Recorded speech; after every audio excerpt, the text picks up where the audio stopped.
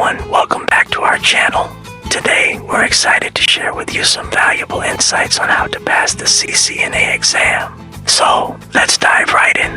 The CCNA, or Cisco Certified Network Associate, is a globally recognized certification that validates your skills and knowledge in networking. It's a great stepping stone for those looking to start or advance their careers in the IT industry. Now, let's talk about how you can pass this exam with flying colors. First and foremost, it's important to understand the exam structure. The CCNA exam is divided into two parts, a written exam and a practical exam.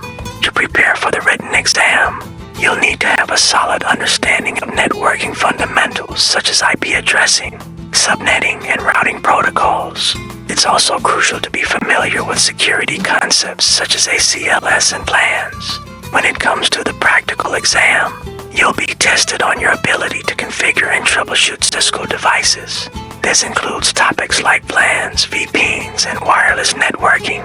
Now, let's talk about some tips and tricks to help you pass the CCNA exam with ease. Firstly, make sure you're well rested and focused on the day of the exam. It's also important to arrive early, as this will help you feel more relaxed and prepared. During the exam, take your time and read each question carefully. If you're unsure about an answer, mark it and come back to it later.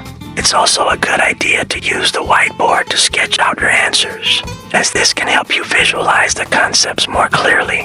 Remember, the CCNA exam is not a test of your memory, but rather a test of your understanding and ability to apply your knowledge. So don't be afraid to think through the questions and use your problem-solving skills. And there you have it, folks, a comprehensive guide to passing the CCNA exam. We hope you found this information helpful and insightful. If you enjoyed this video, please give it a thumbs up. And don't forget to subscribe to our channel for more tech tips and tricks.